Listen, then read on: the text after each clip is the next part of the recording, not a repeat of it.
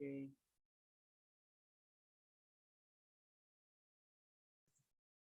Pues ok, yo voy a empezar bueno, vamos a empezar a hablar un poquito sobre la histología del sistema, bueno, del sistema digestivo y específicamente del estómago. Ujú. Ok, siguiente, por favor. Ok, vamos a empezar por decir que pues en sí el estómago en toda su extensión va a conservar el mismo modelo estructural que habíamos venido pues conociendo anteriormente. Este se va a dividir, como ya sabíamos, en mucosa, submucosa, muscular externa y serosa. Pero vamos a describirlos un poquito más a profundidad. Por favor, siguiente. Ok, vamos a empezar por la capa mucosa. Muy bien. La primera mucosa, en características generales, se va a describir como gruesa, que es una superficie suave, o mejor conocida como aterciopelada, y que su color característico es rosa y alguna literatura lo refiere entre rojo anaranjado. Vamos a ver que cuando el estómago está vacío y contraído, va a formar numerosos pliegues, lo que conocemos como pliegues gástricos, que pues bueno, una vez que este se llena, van a desaparecer. Sin embargo, esto nos va a dar pie a poder hablar sobre las áreas gástricas. ¿Qué son estas? Pues bueno, va a ser una red de surcos bajos que van a dividir la superficie mucosa en pequeños campos convexos que van a medir muy escasos milímetros. Pero dentro de estas áreas gástricas, que es el esquema que están viendo en estos momentos, vamos a encontrar las fobiolas. Estas fobiolas, bueno, son conocidas como fobiolas, como criptas o como fosillas gástricas, que pues bueno, en cada área va a ser posible observar estas aberturas de pequeños orificios con formas de embudo. Más adelante vamos a hablar un poquito más de su importancia, pero pues bueno, dentro de esta capa es importante decir que pues vamos a encontrar que toda la superficie libre y estas fobiolas van a estar revestidas por epitelio cilíndrico simple, que bueno, este epitelio se va a conocer como muco secretor. ¿Por qué? Este epitelio, pues bueno, todas las células epiteliales que lo conforman, pues bueno, van a ser secretadoras de moco. Este moco que secretan va a ser de una mucina que es viscosa, que se va a adherir a la membrana mucosa y va a formar esta capa. Esta capa de mucina va a ser muy importante. ¿Por qué? Va a fungir como capa protectora, formando una especie de gel que, bueno, disculpen, si se llega a interrumpir, pues bueno, el epitelio se vería bastante afectado. Y pues bueno, estas células van a entrar dentro de lo que conocemos como la membrana, digo, la barrera de la mucosa gástrica, que pues solamente no va a tener relación con toda esta situación que vamos a ver más adelante del jugo gástrico, sino que va a protegerse también de las sustancias irritantes que contienen los alimentos. Ahora bien, esta membrana mucosa va a estar dividida, por decirlo así, en tres, o va a tener tres componentes. Uno de ellos es el epitelio, el segundo es la lámina propia, donde pues vamos a ver que este está compuesto de tejido conectivo laxo y donde también en unos momentos vamos a conocer las glándulas.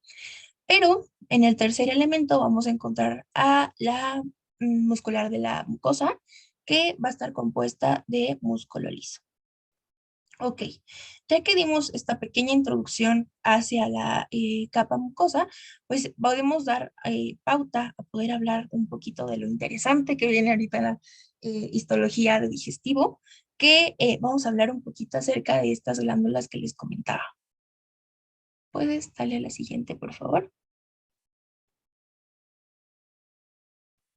Ok, vamos a ver eh, antes que nada que en la histología del sistema digestivo vamos a encontrar diferentes glándulas, principalmente o anatómicamente se divide el estómago en cuatro, pero en función de situación histológica vamos a dividir estas glándulas en tres secciones. En un principio vamos a encontrar a las glándulas corpofúndicas o oxínticas, que también se conoce así. Luego vamos a ver a las glándulas cardiales y por último vamos a ver a las glándulas pilóricas. Pero ahorita vamos a empezar con las corpofúndicas. Muy bien, estas glándulas van a ser glándulas tubulares simples que van a presentar 5 tipos de células. Va a ser muy importante que pongamos atención en estas células debido a que, pues bueno, con esto vamos a poder ir desarrollando un poco más del tema y poderlo comprender de una mejor manera. Ok, dentro de estas 5 células, por bueno, traté de resumírselo lo más posible, pero sobre todo para que fuera un poco comprensible. Vamos a empezar con la primera de estas células, que va a ser la célula mucosa del cuello, que estas van a ser células que fabrican mucina, principalmente. Con eso nos podemos quedar. Eh, bueno, se decía que por qué no se le podían decir calciformes, pero realmente la única forma en la que no se le puede llamar de esto es simplemente porque no tienen, pues, esta forma de cáliz. Sin embargo, pues solamente se encargan de la producción de mucina. Hay que tener presente que, pues, el tiempo en el que van a tardar en poderse regenerar va a ser de 6 días. En segunda instancia, vamos a tener a las células parietales, que van a ser muy importantes. De hecho, bueno, se dice que son células acidófilas que se van a encargar de la fabricación del ácido clorhídrico y del factor intrínseco. El factor intrínseco va a estar relacionado con la absorción de la vitamina B12. Y pues bueno, estas células van a tardar en regenerarse aproximadamente de 150 a 200 días.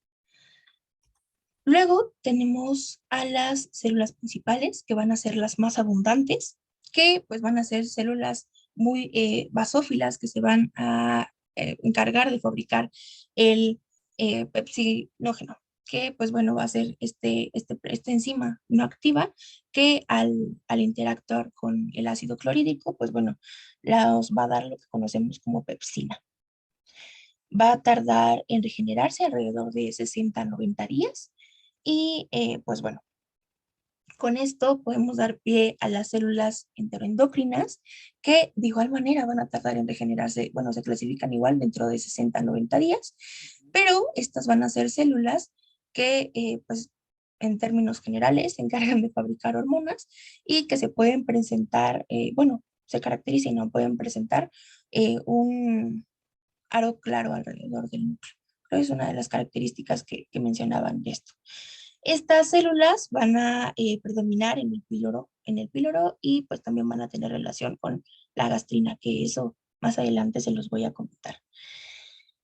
Y por último, tenemos a las células madre. Bueno, en alguna literatura la encontré como células madre, en otras las encontré como células regeneradoras. Y pues bueno, van a ser solamente células que se van a encargar de regenerar a los demás tipos celulares. Una vez que hablamos un poquito de estas células, pues hay que hablar que todas estas células van a estar o van a conformar a las eh, glándulas corpofúndicas, que las glándulas corpofúndicas tienen un tipo de secreción fúndico corporal que se van a encargar, como ya les comentaba, del ácido clorhídrico y del factor intrínseco. Ahora bien, les coloqué un esquema en donde, pues, lo que trataba de ejemplificar sobre todo, pues, es eh, todo este tipo, ¿cómo decirlo? Todo el, La pues sí, el conformación de las modelo, células de la ajá, glándula gástrica. exacto, el modelo que puede ejemplificar dónde se van a encontrar todas estas células, cómo se va a dividir desde la mucosa, el cuello, el cuerpo y el fondo, y cómo va a estar distribuidas todas estas células. De hecho, me agrada mucho este esquema que estás poniendo y Sí, lo encontré y me gustó mucho. Es una página interesante. que se dedica a hacer esquemas. Sí, fíjense, lo que le está diciendo ahorita Dani, tenemos 4 tipos de glándulas principales que se distribuyen en el estómago. ¿Sí? Por su abundancia, se considera la fúndico corporal como la glándula típica, la glándula gástrica tipo. ¿Sí? Sin embargo, podemos decir que todas son glándulas gástricas. ¿Por qué? Pues por el simple hecho de que se ubican en el estómago. Claro. ¿Sí? Que van a tener diferentes funciones y diferente concentración de células. Las células que le está mencionando ahorita Dani, pues son las que van a conformar a todas nuestras glándulas gástricas, todas, absolutamente todas, dígase desde las cardiales hasta las pilóricas, todas tienen el mismo tipo de células, ¿sí? Tienen todos los tipos celulares. La única diferencia es en la forma de la glándula, el tamaño de la glándula y la distribución de las células. Obviamente, si la glándula tiene como función principal la de estar protegiendo con la producción de moco, pues obviamente las que van a proliferar en esa glándula, pues van a ser las células que son productoras de moco. Si por otro lado tenemos que son glándulas que su principal función es la de secretar el jugo gástrico rico en agua, en ácido clorhídrico, en pepsinógenos, pues obviamente van a predominar los tipos celulares en esa glándula que van a producir todos esos tipos de componentes, ¿verdad? Y si la glándula se encarga de secretar principalmente hormonas, ¿sí? Como las que nos estaba mencionando ahorita Dani, que son las células G, las células D, las células SL, ¿sí? Bueno, pues obviamente, pues el tipo de células que va a predominar en esa glándula van a ser principalmente las de tipo enteroendocrino, células endócrinas, que no son los únicos nombres que reciben, ¿verdad? También por su característica de teñirse tanto con el cromo como con la plata, algunas veces los van a encontrar como argentafines, otras les van a encontrar como enterocromafines, ¿sí? Dependerá del sitio de localización de la célula que se esté tiñendo y obviamente pues del segmento que estemos estudiando. Aquí en este caso pues ahorita las llamamos células endócrinas, ¿sí? O células G, que son las predominantes porque están en el estómago. ¿De acuerdo? Del mismo modo les voy a decir que las células madre que estaba diciendo hace un momento Dani, efectivamente no tienen mucha, ¿cómo se podría decir? No es que no sean importantes, lo que pasa es que le restringen un tanto cuanto el estudio porque son células que se encuentran en constante mitosis, ¿sí? Y por eso también la denominan como células mitóticas, algunas les llaman células madres, células totipotenciales, células germinativas, bueno, tiene varios nombres y casi siempre se van a ubicar en la unión del cuello con el cuerpo de la glándula. Ahí es donde las vamos a ubicar, estas células madre, estas células mitóticas, que se van a encargar principalmente, pues obviamente, como estaba diciendo ahorita Dani, el número de días que tarda cada una de ellas en regenerarse. Entre más especializada sea una célula, tarda un poquito más en regenerarse. Pero en promedio vamos a decir que son entre 60 y 90 días de renovación celular que se llega a presentar. ¿De acuerdo? De renovación celular, otra cosa es el tiempo de instalación para la revitalización, porque ese es en promedio es de 5 a 6 días. ¿Ok? Bien, ¿qué más, Dani? Sí, justamente ahorita estaba viendo que dentro de las células endógenas, sí les comenté que pues se encargaban de fabricar hormonas, pero ahorita no les dije las importantes a las que nos interesaban.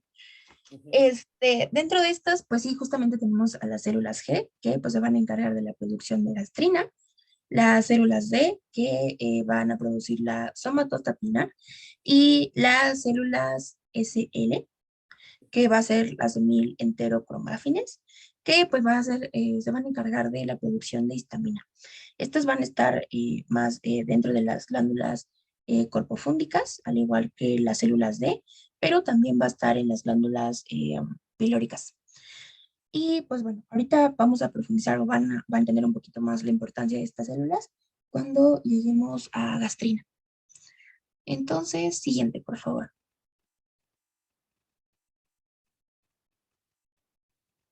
Ok, entonces, una vez conociendo, creo que las glándulas, por decirlo, las que son más extensas, vamos a conocer a las glándulas cardiales, que, pues bueno, su tipo de secreción va a ser cardiopilórica, bueno, básicamente se va a encargar de la producción de moco y bicarbonato. Van a ser glándulas tubulares compuestas y van a predominar dentro de estas, más que nada, las células mucosas del cuello. Van a estar, evidentemente, van a predominar en el cardias y, pues bueno, dentro de estas, como tal, sí van a estar las células mucosas del cuello, pero también va a haber la presencia de células principales, parietales y enteroendócrinas. En la mayoría, no aparecen todos, pero casi siempre. Y pues bueno, con esto, pues vamos a pasar a las glándulas pilóricas, donde, pues bueno, las glándulas pilóricas van a ser glándulas tubulares simples, al igual que las corpofúndicas, como les había comentado. Se van a encargar de, pues como tal, la producción de la gastrina, pero lo que las diferencia dentro de todo van a ser, sí, glándulas tubulares simples, pero van a estar eh, ramificadas, que es lo que podemos ver en el esquema justamente arriba del título, en la parte superior. Vamos a ver todas estas ramificaciones, lo que, bueno, va a ser característico de. Van a predominar igualmente las células mucosas del cuello y las enteroendocrinas, y pues bueno, estas van a estar pues cerca o van a estar en relación con el duodeno. Bueno, hay que tener en cuenta que estas también van a ocupar la mitad del espesor de la membrana mucosa y pues bueno, con esto pues es una situación un poquito resumida de estas dos. También les puse el esquema para que pudiéramos diferenciar las células que les había comentado anteriormente y pues viéramos un poquito sobre su ubicación. ¿Me podrías apoyar con la siguiente, por favor? Ok, una vez ya conociendo todas estas glándulas que les comenté dentro de la capa mucosa, podemos dar pauta a los demás elementos que les comentaba en un principio y podemos empezar a hablar de la capa submucosa. Pues bueno, esta va a estar compuesta de tejido conjuntivo conectivo laxo, va a tener numerosos vasos sanguíneos y también nerviosos, que pues bueno, esto nos va a dar pauta a poder hablar que pues todos estos componentes, tanto células ganglionares, vasos sanguíneos, nerviosos, van a tener también compuestos el plexo submucoso de Meiser y que bueno, pues este último va a inervar todos los vasos de la submucosa y los músculos lisos de la muscular de la mucosa. Muy bien. Posterior a ese, vamos a pasar a la muscular externa, que, bueno, dentro de esta hay que tener presente cómo está compuesta. Va a tener una capa longitudinal externa, una capa circular media y una capa oblicua interna. La organización de estas capas musculares, pues bueno, va a ser importante desde el punto de vista funcional principalmente, dado que va a estar relacionada con su papel en el mezclado del quimo durante el proceso digestivo y que pues con su capa, bueno, sí, con toda esta capacidad para poder expulsar hacia el intestino el contenido gástrico digerido que vaya siendo, bueno, que sí, que vaya siguiendo su proceso, por decirlo así. Y pues bueno, hay que tener presente que entre las capas musculares va a haber grupos celulares ganglionares y haces de fibras nerviosas amielínicas, que pues en conjunto van a formar al plexo mientérico, o conocido como de Auerbach, Auerbach, sí, que va a inervar las capas musculares. También les puse un esquema para poder tener más ejemplificado cómo se organizan estas capas musculares y que podamos identificarlas de una mejor manera. Y ya por último, dentro de esto de la capa que tenemos, nos quedaría solamente hablar sobre la capa serosa, que va a recubrir todo el estómago y se va a componer de mesotelio y tejido conectivo submesotelial, pero pues que esta capa, pues descrita dentro de la literatura, va a hablar sobre todo el tubo digestivo en general y pues solamente que se va a continuar con el peritoneo parietal de la cavidad abdominal a través del epiplón mayor y con el peritoneo visceral del hígado a través del epiplón menor. Y pues ya, aparte de eso, pues no tiene como tal características específicas. Con eso hablaríamos sobre pues, la histología, en resumido, sobre el estómago. Y con esto podemos dar pauta para empezar a hablar de la gastrina. Si no hay alguna duda, aclaración, tal vez me fui un poquito rápido, que tengan dudas o algo al respecto. Andy Andy. levantó, Andrés Gael levantó No, la mano. sí, Sí, perdón, Andrés de Gael. es que, bueno, tenía una duda en la de las células ganglionares. ¿Qué era lo que hacían estas? El plexo submucoso, porque no lo apunté. Las células que, perdón, no te escuché. Las ganglionares, o el plexo submucoso de Meissner. Ah, sí. ¿Le respondes, Dani, o quieres que le responda yo? Pues como, bueno, como usted guste, pero pues según yo, o sea, su función principal va a ser como tal la regulación de pues, las funciones digestivas y la absorción a nivel de la mucosa. Pero pues bueno, no sé Muy si bien, usted me pueda sí, complementar. muy bien. Sí, las células ganglionarias se refieren a aquellas células de origen nervioso que nos van a estar formando ese plexo mientérico y submucoso, que nos van a estar integrando el plexo intramural. Van a estar regulando las funciones, habíamos dicho, tanto simpáticas como parasimpáticas. ¿Sí? Entonces, básicamente estas células ganglionarias, ¿a qué se refiere? Pues que son células nerviosas que van a llevar a cargo la estimulación colinérgica a través de sus neurotransmisores que utiliza el plexo intramural. No sé si queda clara tu duda, Gael. Sí, sí, sí, es que eso era lo que me faltaba notar. Ok. ¿Qué más, Gracias. Dani? ¿Alguna otra Pues, duda? ¿Nadie? Sí, perdón, Dani, perdón por la no, interrupción. no, no, adelante, adelante. Nadie más. Pues ya, ¿no? Sí, continúa, Dani, por favor. Ok, entonces podremos hablar sobre la gastrina. Ok, ¿qué es importante saber sobre la gastrina? Pues bueno, como tal, dentro del estómago, su función, sabemos que la función principal, pues va a ser sintetizar el ácido y las enzimas proteolíticas que pues van a degradar los alimentos. Van a, pues sí, destruyen las moléculas grandes para que el intestino absorba con mayor facilidad. O sea, esto en generalidades.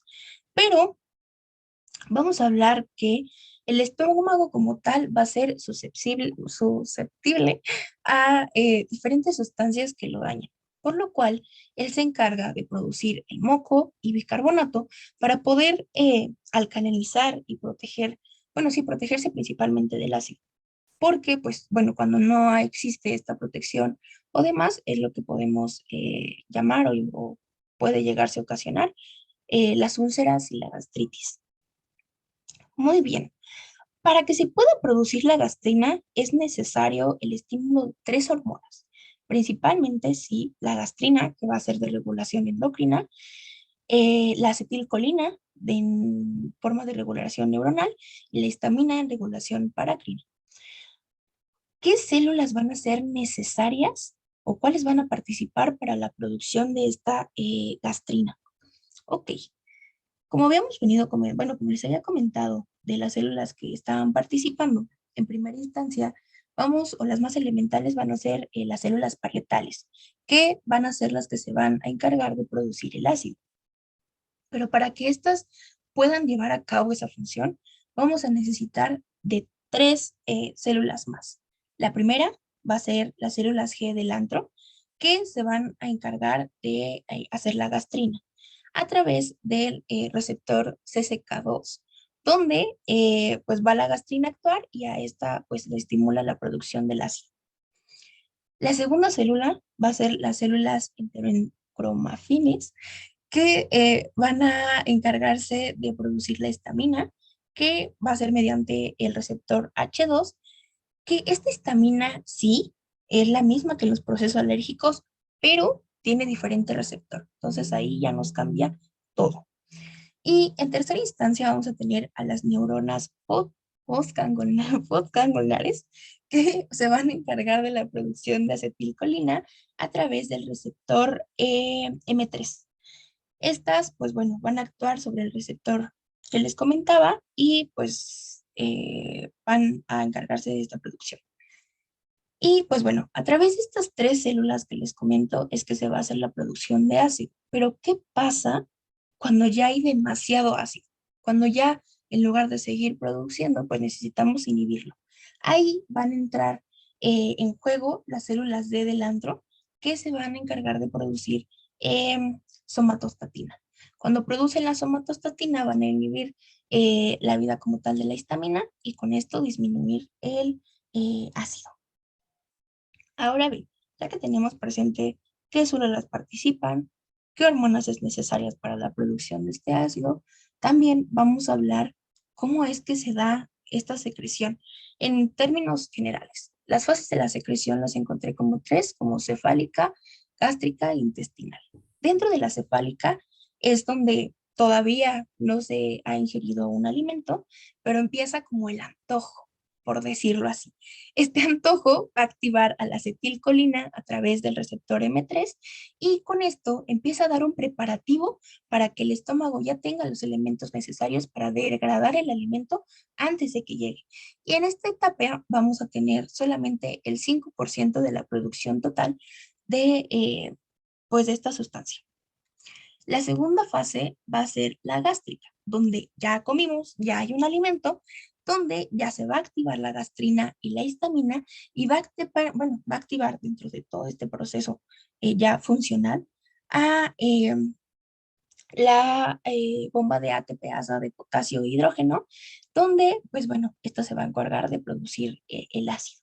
Y ya por último, vamos a tener la fase intestinal, donde pues ya ahí vamos a hablar cuando eh, el pH ya es menor a 2, donde se va a activar la somatostatina, va a disminuir la histamina y por ende va a activar para poder producir bicarbonato, agua o pues cualquier sustancia que ayude a contrarrestar y encontrar el equilibrio. Pues bueno, ya dentro de la gastrina, pues hay que terminar concluyendo que pues toda esta presencia de proteínas y la disminución del pH, pues el jugo gástrico va a estimular su liberación. Igualmente ahorita vamos a hablar más adelante de eso. Y que pues bueno, vamos a hablar y lo que les comento aquí lo principal son las acciones de la gastrina. Va a tener 2 tipos, bueno, va a tener los efectos gástricos y los efectos extragástricos de la gastrina, donde los efectos gástricos, bueno, van a hablar sobre la estimulación o estimula la liberación de los factores formadores de ácido clorhídrico y el factor intrínseco. Va a ejercer un efecto trófico sobre el gastrocito, va a estimular la motilidad gástrica y principalmente va a abrir el esfínter pilórico.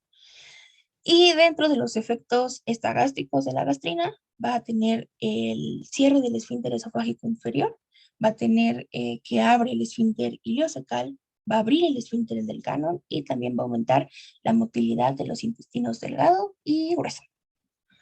Esto para saber más o menos cómo funciona la gastrina, cómo es que pues hace todo ese efecto y pues sí, cuáles son las acciones que realiza. Y con esto, pues ya estaría terminando con histología de estómago. Resumido, pero espero no les hayan quedado muchas dudas. Muy bien. ¿Alguna duda, chicos? ¿Preguntas, aclaraciones? ¿Los tipos de gastrina, Dani, o los va a mencionar alguien más?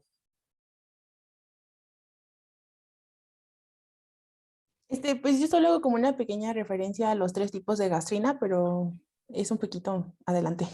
Bueno, muy bien, entonces continuemos. Si no hay dudas y lo van a mencionar más adelante, Yo sí tengo una duda. sí, Fer.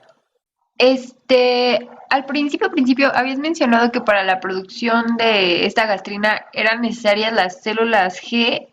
Y es que no me acuerdo si son las mismas que nos mencionaste antes.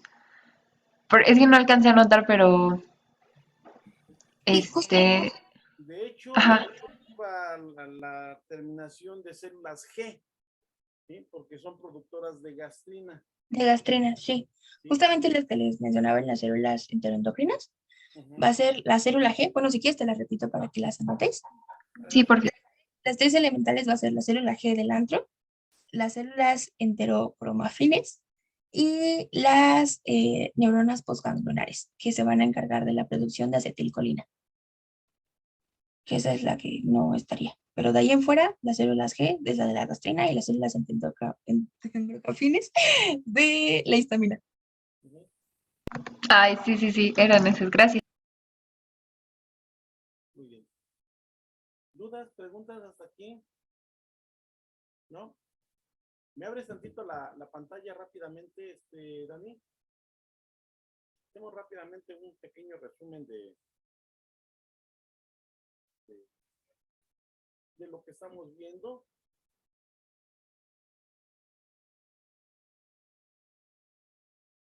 Entonces, me voy a mi pizarrón nuevamente. Vamos a ver nosotros que nuestro estómago, ya sabíamos nosotros que va desde la unión gastroesofágica hasta la unión gastroduodenal, que ya sabíamos también nosotros que lo dividimos arbitrariamente tomando como punto de referencia el ángulo de His y el ángulo angular de la curvatura menor. Esto nos lo va a dividir en tres porciones. Ahora, ¿cómo vamos a determinar las porciones, las regiones histológicas que nos mencionó Dani? Dani nos dijo, tenemos una región cardial. Pues de vuelta, partiendo de aquí del ángulo de His, vamos a trazar nosotros una línea imaginaria que vaya hacia la mitad superior de la curvatura mayor de la curvatura menor del estómago, y eso nos va a dejar esta zona de aquí, que es la que nosotros conocemos como región cardial. Algunos autores lo consideran como si fuera un esfínter y dicen, es el esfínter cardial. No es un esfínter. Quedamos bien claros que esta es una región histológica en la cual hay engrosamiento de la mucosa, y ese engrosamiento de la mucosa nos funciona como una válvula que va a evitar que haya reflujo gastroesofágico, ¿sí? Otra región histológica que vamos a ver nosotros es la del cuerpo con el fundus. Prácticamente toda esta va a ser una región que nosotros vamos a tener y que le vamos a llamar fúndico corporal. Es la de mayor amplitud. La vamos a encontrar nosotros en todo lo que es cuerpo y fondo gástrico o fundus gástrico, como le quieran llamar, ¿sí? Va a ser toda esta porción que estoy punteando, y es en la que vamos a encontrar en mayor proporción las glándulas, a las cuales les llaman, se les denomina por excelencia las glándulas gástricas. ¿Por qué? Porque son las más abundantes, son las más profundas, y en ocasiones no son tubulares simples, sino que son tubulares ramificadas por su gran abundancia que tienen, ¿sí? La región pilórica, anatómicamente hablando, nosotros la vamos a dividir, la vamos a subdividir, y vamos a hacer también, partiendo de la incisura angular, una línea oblicua, pero ahora en sentido contrario, y nos va a dejar dos regiones, que es la del canal y del esfínter pilórico. En esta región del canal y el esfínter pilórico, pues también vamos a encontrar nosotros que va a haber una mucosa, como le estaba diciendo Dani, muy parecida, con mucha similitud a la que encontramos en la región cardial. Si ustedes se fijan, los dos extremos tenemos mucha similitud, y encontramos principalmente glándulas que van a estarnos secretando moco, que va a ser de protección. Y vamos a tener, por último, esta región que encontramos aquí nosotros, que quedó delimitada en la región corpofúndica y la región pilórica de su canal pilórico, y que a esta le vamos a denominar nosotros con el nombre de, vamos a ponerle los nombres de una vez. Esta es la región cardial, esta es la región corpofúndica, esta es la región pilórica,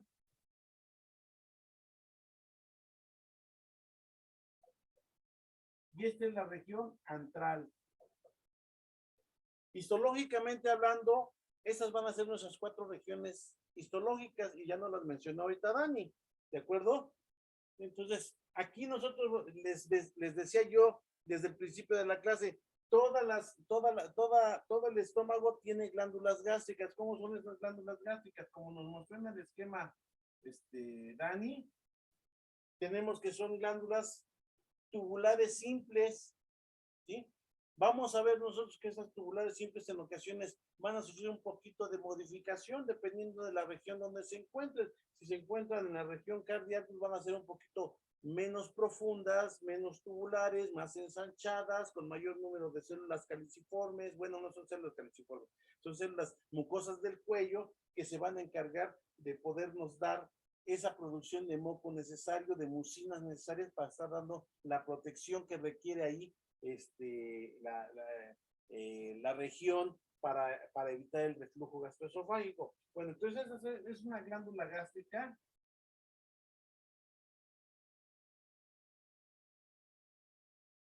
típica, ¿sí? Esa glándula gástrica típica que le estudiamos, pues nos había puesto Dani en su esquema, que está muy bueno ese esquema. Lo único que le faltó mencionar es que al orificio se le llama cripta, ¿sí?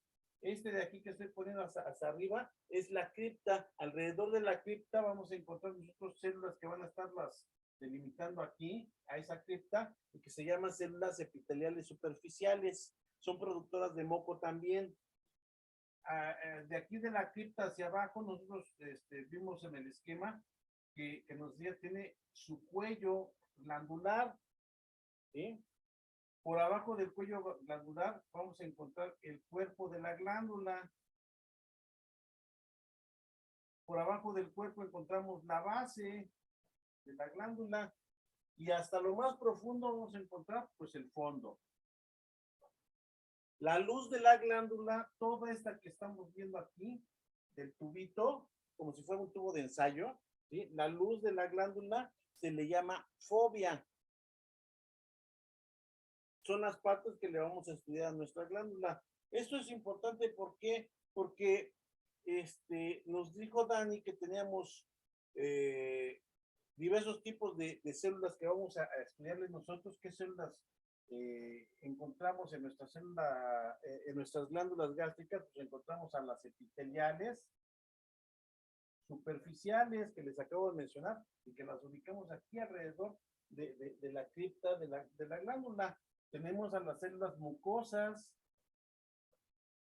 del cuello. ¿Dónde las vamos a ubicar? Pues obviamente donde lo estamos diciendo, ¿no? Aquí en el cuello glandular, es donde las vamos a ubicar principalmente. Tenemos a las células, voy a ponerlas aquí, aunque a veces quedan excluidas de los textos, ¿sí? A las células germinativas. ¿Sí? ¿A cuáles nos referimos con células germinativas? Pues a esas células totipotenciales, células madres, células mitóticas, las células de regeneración, ¿sí? ¿Esas dónde las vamos a ubicar? Pues las vamos a ubicar aquí. Les había dicho yo en el esquema que nos mostró Dani, que se ubicaban en el límite de lo que es el cuello y el inicio del cuerpo de la glándula, ¿sí? Ahí es donde las vamos a ubicar nosotros, y eso es para su distribución. Pueden tomar un sentido ascendente para formarnos las células tanto mucosas del cuello como las células epiteliales superficiales, o pueden tomar un sentido descendente y adoptar los otros tipos celulares que vamos a mencionar ahorita, que vamos a hacer, a ver, que en el cuerpo vamos a encontrar a las células oxínticas, ¿sí? Esas células oxínticas que son productoras de ácido clorhídrico, son productoras de factor intrínseco de Castle, un factor intrínseco muy importante para nosotros porque nos va a evitar la anemia perniciosa, ¿verdad? Porque ustedes saben que ese factor intrínseco de Castle, ya lo vieron en hemato, va a ayudarnos para la absorción de la vitamina B12, la cianocobalamina. Esa vitamina B12, pues obviamente está involucrada en la maduración de los eritrocitos, en la formación de los eritrocitos, y por lo tanto nos va a ayudar para no tener ese tipo de anemias. Perdón. ¿Sí? Hacia la base de la glándula vamos a encontrar las células principales, ¿sí? Obviamente aquí le estamos dando una distribución general, específica, pero en realidad en las glándulas, como nos mostró en el esquema Dani, están alternadas unas con otras y revueltas en toda la glándula. No las vamos a encontrar específicamente, aquí en el cuerpo nada más vamos a encontrar císticas. No, podemos encontrar también células principales, ¿sí? Nada más que esas células principales van a estar en menor número en la región del cuerpo. En la base vamos a encontrar que podemos encontrar también oxínticas, y esas oxínticas van a ser en menor número. ¿Por qué? Porque las que vamos a encontrar en mayor cantidad van a ser las células principales.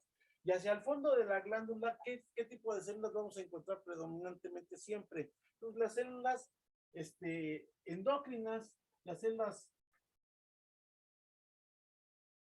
formadoras de hormonas, ¿sí? Ya les explicó Dani, dependiendo de la hormona que se esté produciendo, va a ser el predominio de las células que vamos a encontrar.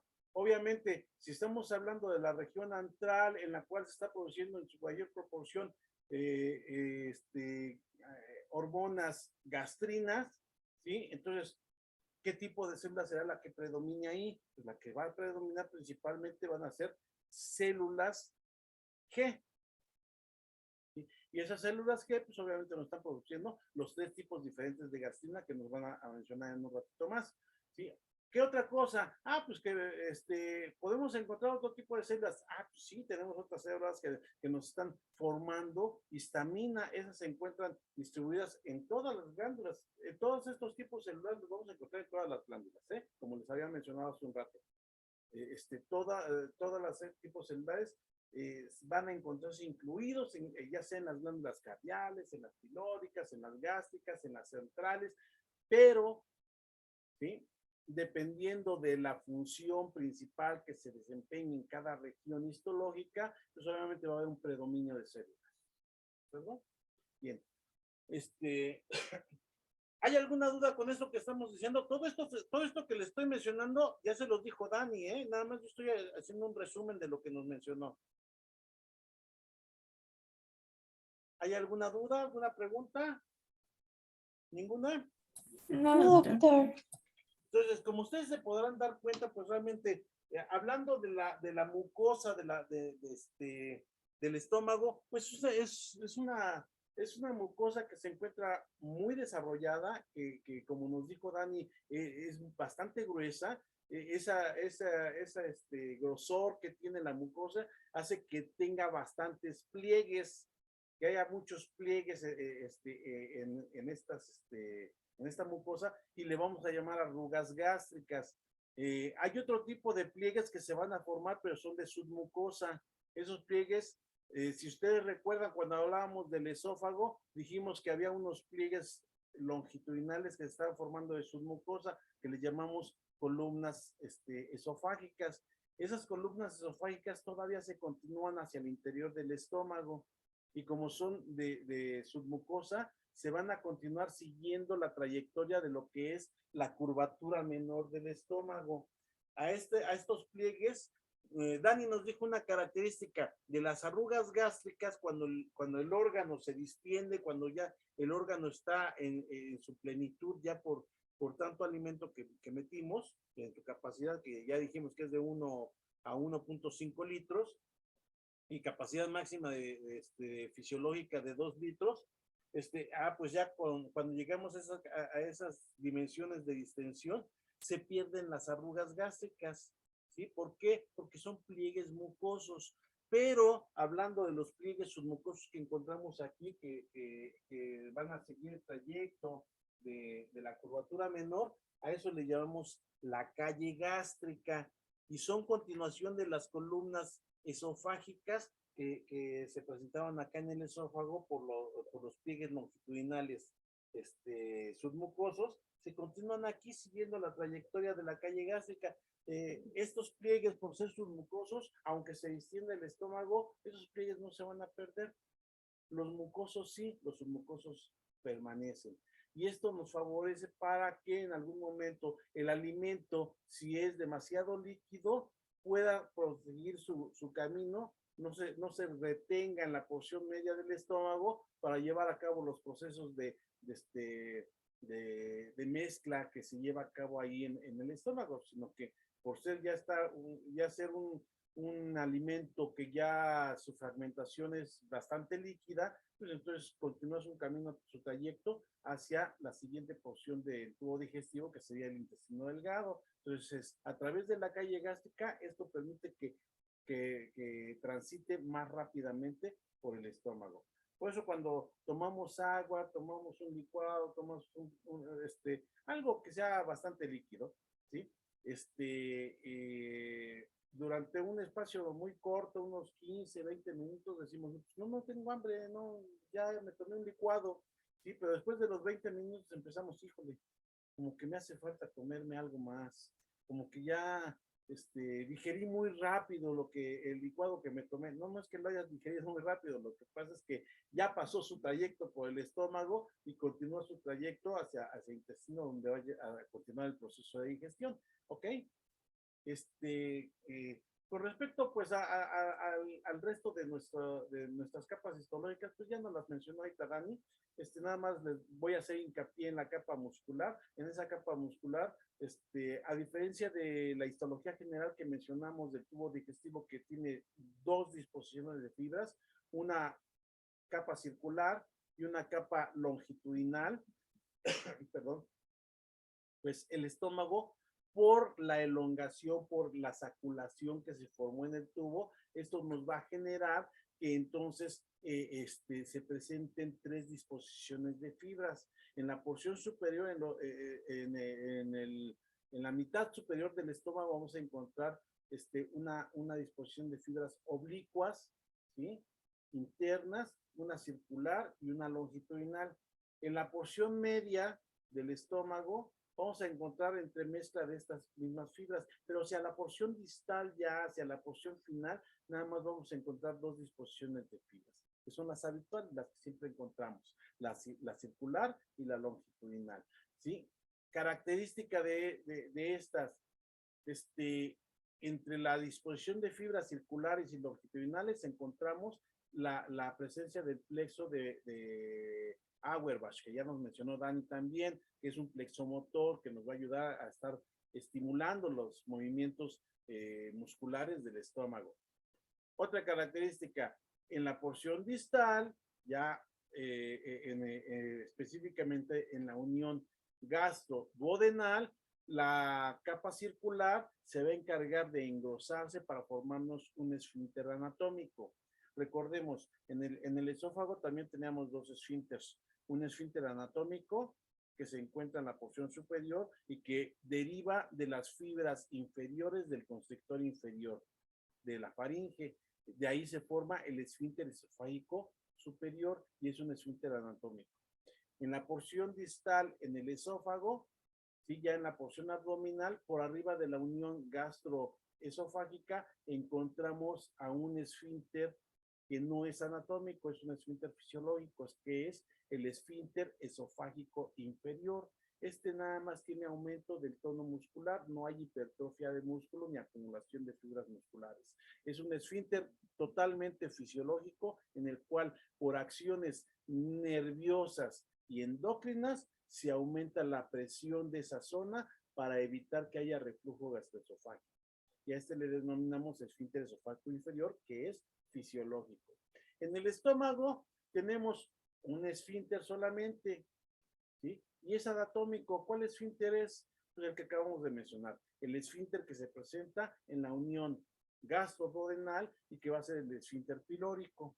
Es anatómico. Ustedes podrán encontrar en las anatomías, en las histologías, que arcadias le dan funciones de esfínter, pero desafortunadamente ni hay aumento del tono muscular, ni tampoco hay función de hipertrofia muscular para poder considerar que sea un esfínter como tal.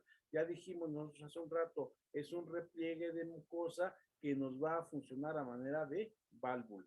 Entonces no es considerado un esfínter y el estómago únicamente tendría un esfínter anatómico que vendría siendo esfínter pilórico que se encuentra en la unión gastroduodenal. Retomando la pregunta que nos había hecho Gael acerca de las células ganglionarias, de las células que encontramos nosotros en el plexo intramural, y específicamente me voy a referir a 4 puntos que me imagino que los van a mencionar ahorita en fisiología de estómago cuando nos hablen acerca de los marcapasos gástricos, pero de una vez se los menciono porque muchos autores únicamente mencionan uno, a veces dos, pero en sistema digestivo nosotros consideramos 4 marcapasos gástricos y se refiere específicamente a ese acúmulo ganglionar, ese acúmulo neuronal de células que encontramos en el plexo intramural. ¿Dónde los vamos a ubicar? Aquí en el esquema se los voy a poner rápidamente. Aquí donde tenemos nosotros nuestro ángulo de His, en la porción del vértice del ángulo de His encontramos nuestro primer marcapasos, ¿sí? Que vendría siendo, algunos le llaman marcapasos cardial. ¿Por qué? Porque se ubica también cerca del cardias, ¿sí? Algunos otros dicen, no, pues es el marcapasos corpofúndico. Ahí está un marcapasos, ¿sí? Es el primero de los marcapasos gástricos. ¿Dónde ubicamos otro marcapasos? El siguiente marcapasos lo vamos a encontrar en la porción del cuerpo del estómago, cerca de la curvatura mayor del estómago, ¿sí? Ese es nuestro segundo marcapasos gástrico que vamos a tener. Ahorita que nos hablen de la fisiología van a ver la importancia de estos marcapasos. El tercer marcapasos, así como ocurrió que el primero se ubicaba cerca de la incisura esófago-gástrica, pues ¿en dónde vamos a encontrar otro marcapasos? Pues aquí precisamente donde se forma el ángulo, la incisura angular de la curvatura menor del estómago, pues también vamos a tener la ubicación de otro marcapasos aquí, ¿sí? Que ese es nuestro marcapasos angular. Y el último marcapasos, ¿dónde lo vamos a ubicar? Lo vamos a ubicar aquí, en la región antral, que es el marcapasos central. Esos van a ser nuestros 4 marcapasos. Y ahorita que nos hablen acerca de movimientos gástricos, vamos a ver por qué se presentan estos marcapasos ubicados en esta posición. Como les mencioné, hay algunos autores que únicamente nos mencionan 2 marcapasos, que vendría siendo el superior y el medio, ¿sí? Algunos otros autores nos mencionan 3 marcapasos, que van a ser el superior, el medio y el antral, ¿sí? Y nosotros en sistema digestivo consideramos esos 4 marcapasos. ¿Por qué? Porque vamos a ver nosotros ahorita con la fisiología qué relevancia tienen para poder explicar las ondas peristálticas, cómo se van desplazando. ¿De acuerdo? Ok. ¿Alguna duda, alguna pregunta hasta aquí? No, doctor. Ok, entonces continuemos. Ya nos hablaron de la introducción a fisiología. Ya sabemos nosotros que vamos a tener 3 fases de la secreción gástrica, que básicamente van a ser la fase cefálica, la fase gástrica y la fase intestinal. Entonces, ahorita nos van a agregar un poquito más de conocimientos con respecto a estas fases de secreción. Entonces, continuemos, por favor. Lía, te toca hablar acerca de fisiología, me imagino, entonces. Sí, a mí me toca fisio. Adelante, compartan pantalla, por favor. Voy, en un momento transmito.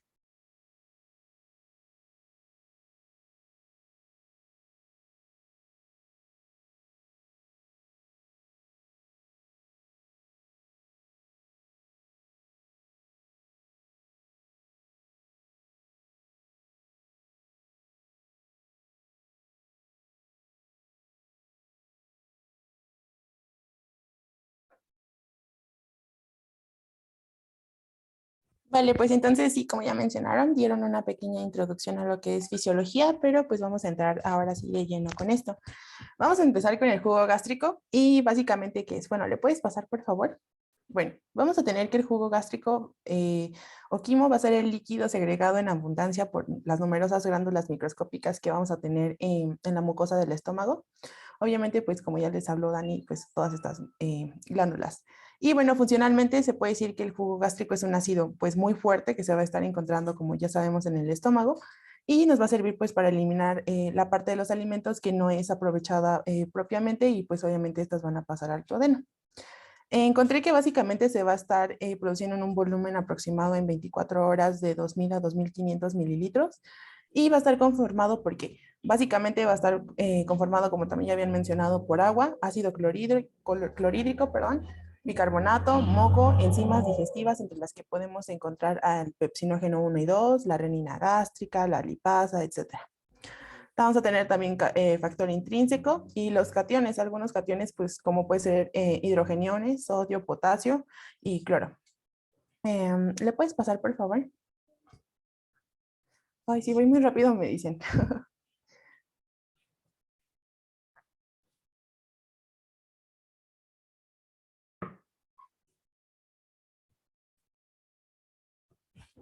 Dani, ¿le puedes pasar, por favor? Gracias. Bueno, empecemos con el ácido clorhídrico, que es como de los factores, pues es el más importante en este jugo gástrico, y que va a ser básicamente las células parietales nos van a estar secretando esta solución ácida que va a contener alrededor de 160 mililitros por litro de ácido clorhídrico. Y esta va a ser una solución isotónica, básicamente va a tener un pH aproximado de 0.8. Esto pues obviamente nos va a estar demostrando que tiene una concentración pues muy ácida. Y vamos a tener que, va a tener concentración de iones hidrógeno, que obviamente pues va a superar en gran medida a la sangre, a la de la sangre arterial. Y para lograr esta concentración, pues obviamente necesitamos de una gran cantidad de energía. Va a ser un gran bactericida en los alimentos, obviamente pues porque va a estar desnaturalizando proteínas, pero le puedes, bueno, esa célula que tenemos ahí que les coloqué es como un ejemplo más acercado de lo que va a ser la célula parietal, la célula oxítica que va a estar liberando este ácido clorhídrico. ¿Me puedes dejar de compartir tantito, por favor, Dani? Les voy a hacer un pequeño, intentar hacerles un pequeño como dibujo de una célula porque hay algo que tengo que explicarles. Entonces, perdonen mis dibujos, no soy como muy buena en todo esto. Esta va a ser un poquito una célula parietal. Y lo importante de aquí que les tengo que mencionar es que vamos a tener 3 tipos de receptores que nos van a estar estimulando la producción de este ácido clorhídrico. Y bueno, este en azul lo vamos a tener que va a ser el nervioso o a donde va a estar llegando pues la estimulación colinérgica y va a estar dado básicamente por el nervio vago, que es el 10º par craneal. Este en morado va a estar dado básicamente por el receptor hormonal, que va a ser una acción parácrina y una endocrina, y como ya les mencionaron, va a estar dado por la gastrina, que va a ser segregada por las células G. Y el más importante que vamos a tener va a ser este rosa, que va a estar dado por el receptor de histamina, y vamos a tener que va a estar haciendo efecto la histamina 2, y en algunos casos un poco la histamina 1. Aquí lo importante que vamos a tener es que el 100% de nuestra producción de ácido clorhídrico va a estar distribuida entre estos 3 receptores.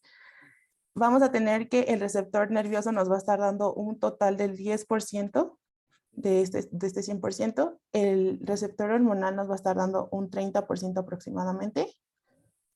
Y este receptor de histamina va a estar cargando con el mayor peso y nos va a estar dando un 60%. ¿De acuerdo?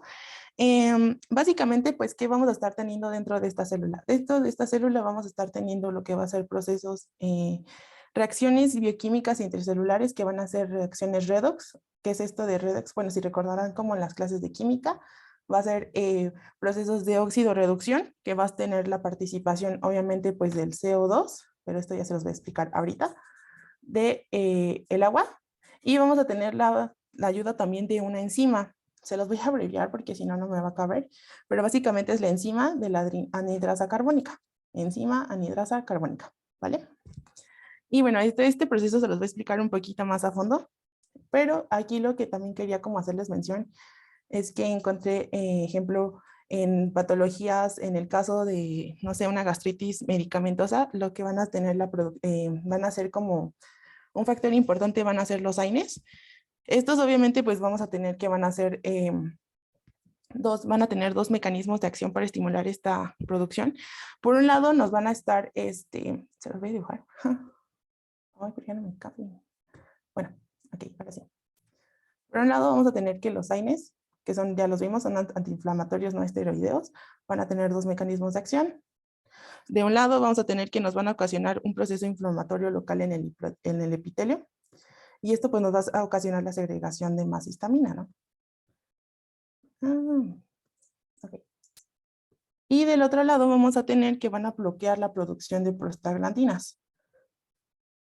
Ay, me comí una S. Ok.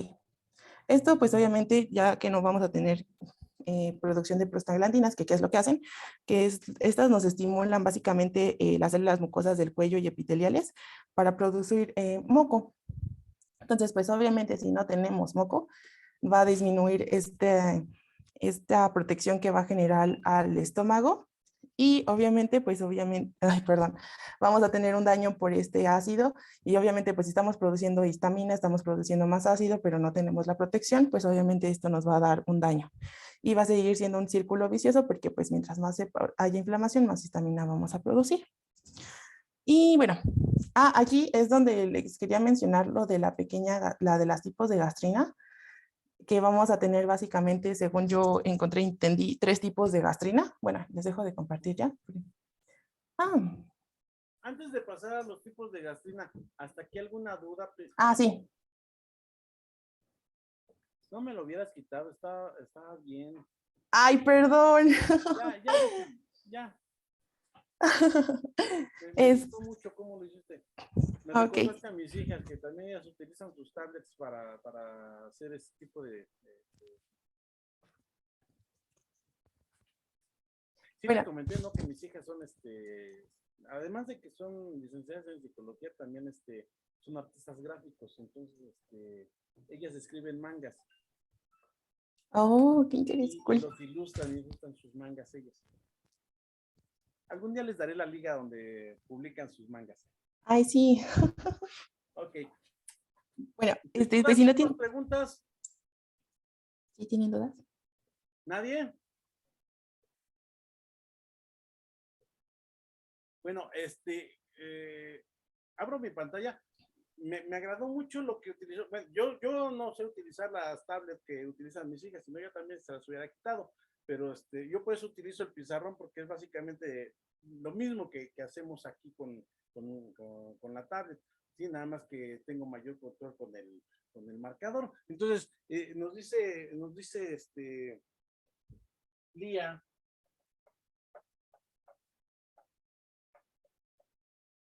de nuestra célula gástrica, de nuestra célula. Vean que sus dibujos del día y los míos son muy parecidos. ¿Sí? Tenemos 3 receptores gástricos de membrana. Estos son las membranas vasolaterales de la célula.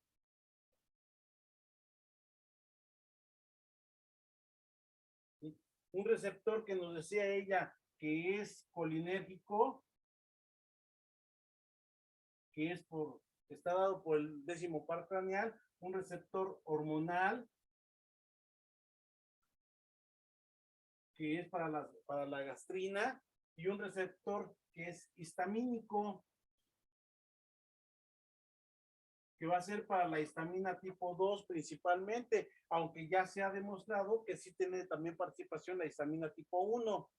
Esto nos va a dar la estimulación para que nuestra célula gástrica, nuestra célula parietal, nuestra célula oxíntica, se encargue de producir el ácido clorhídrico, y eso a través de esa estimulación, tanto colinérgica, hormonal como histamínica, nos van a potenciar la formación de ácido clorhídrico, que esto va a ser a través de las reacciones de óxido reducción que se van a llevar a cabo aquí, en el citosol de la célula, ¿sí? Gracias a que dentro del citosol de la célula vamos a encontrar una enzima muy importante para que se lleve a cabo estas reacciones de óxido reducción, que va a ser la anidrasa carbónica, ¿sí? Esa anidrasa carbónica nos va a ayudar mucho para que se lleve a cabo los procesos de óxido reducción y de esta manera producir lo que nosotros necesitamos, que es ácido clorhídrico. Pero no únicamente vamos a producir ácido clorhídrico, también vamos a producir bicarbonato. Y además de que también vamos a producir bicarbonato, también vamos a producir agua. ¿Sí? con la producción de estos tres elementos, vamos a ver nosotros que se va a llevar a cabo esta teoría de la formación de ácido clorhídrico, que la conocemos como teoría redox para la formación del ácido clorhídrico. Algo muy importante que se nos pasaba a mencionar, la célula parietal, como se las pintó Lía, tenemos que va a tener una invaginación de su borde de cepillo. Esto va a formar que dentro de la célula se genere una especie de canal, le llamamos canalículo parietal. En este canalículo parietal, en este borde del cepillo que se invaginó, nosotros vamos a tener que en la membrana del canalículo, aquí en toda esta que estoy punteando, se van a llevar a cabo procesos de formación de bombas de protones, ¿sí? O bombas de hidrógeno, potasio, ATPasa, que son importantes para la formación del ácido clorhídrico y que es el sitio donde también un medicamento va a actuar para evitar la formación del ácido clorhídrico.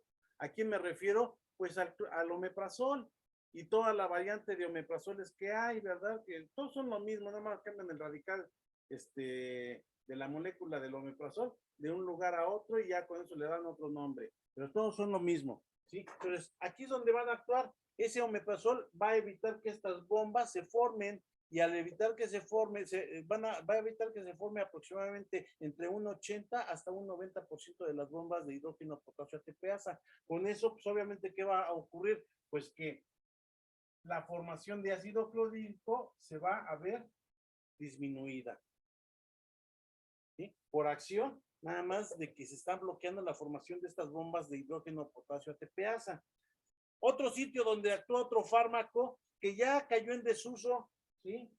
Es aquí. Se utilizaban antes los antihistamínicos bloqueadores H2, que era como la cimetidina, la ranitidina, la nizatidina, la famotidina, ¿sí? Ya cayeron en desuso porque dicen, esto ya es una guerra de la industria farmacéutica, ¿verdad? Los de los omeprazoles dijeron, lanzaron sus investigaciones para desacreditar a los bloqueadores H2, diciendo, la utilización de bloqueadores H2, además de que bloquean el proceso de metabolismo de las hormonas esteroideas, también se ven involucrados en un tipo de displasia de las células parietales. Por lo tanto, son precursoras de cáncer gástrico. Entonces, como se metió ¿cómo se llama? Publicidad que desacreditaba a los bloqueadores H2, pues que se optó, no, pues producen cáncer, vamos a retirarlos del mercado, y se sacaron del mercado, ya no tenemos ahorita bloqueadores H2. Nada más se quedaron los bloqueadores de bomba de protones, pero ¿qué creen? La bomba de protones también es precursora de metaplasia de células parietales, nada más que pues ahora ya no saben cómo decir, ¿sabes qué? Pues entonces regresan la ranitidina y regresa la famotidina y a la nizatidina, porque son menos dañinas que el omeprazol. Ahora ya no pueden meterlo, no pueden dar marcha atrás a lo que ya iniciaron, entonces pues se está manejando de vuelta únicamente el omeprazol, pero se le está manejando con tiempos más cortos de tratamiento. Ya no se puede utilizar como se utilizaba antes con los bloqueadores H2, que se daban tratamientos de 1, 2, 3 años o de por vida. Muchos pacientes lo llegaron a tomar de por vida. El omeprazol nada más se les da tratamientos máximo de 12 semanas, se les interrumpe, se les deja seguir, y si vuelven a recaer los pacientes, se les vuelve a dar otro tratamiento máximo de 12 semanas. ¿Sí? El periodo de tratamiento varía entre 8 a 12 semanas, o sea, 2 a 3 meses de tratamiento y se les interrumpe el omeprazol. No es conveniente de que le estén tomando como si fueran chochitos toda la vida, porque si no pueden provocar una metaplasia, sobre todo si el paciente tiene antecedentes de cáncer familiar, aguas, porque puede generarle una metaplasia de células parietales. ¿Ok? Bien, te doy paso a que continúes, Lía, porque si no, me sigo yo y te quito tu tema. Sí, no se preocupe, Doc, muchas gracias. Entonces, pues yo nada más como para explicarles brevemente lo de los de los 3 tipos de gastrina. Ay, permítanme tantito.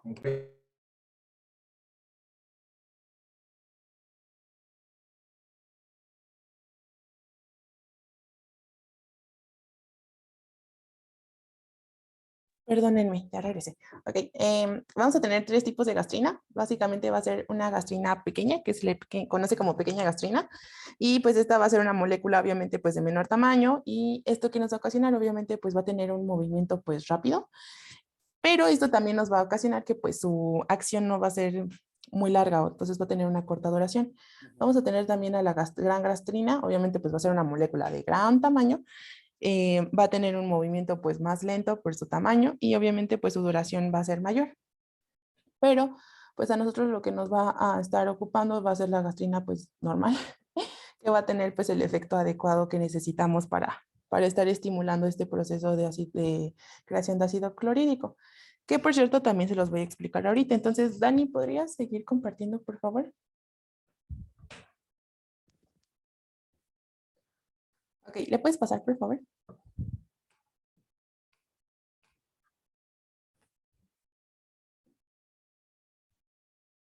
Ok, bueno, si vemos en la imagen de la izquierda, es básicamente pues lo que estábamos viendo de la célula.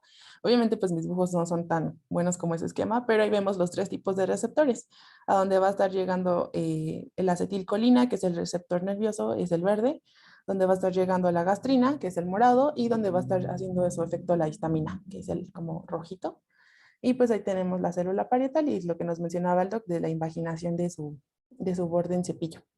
Y del lado derecho tenemos un esquema para la producción de ácido clorhídrico. Yo sé que se ve muy complejo, pero voy a intentar como explicárselos la mejor posible. La verdad fue el esquema que mejor encontré porque hay unos más complicados, pero bueno, no tengo el cursor y la verdad no puedo irse señalando, pero espero que me vayan siguiendo. Vamos a tener primero la entrada de agua desde la luz, en la parte de arriba de la molécula.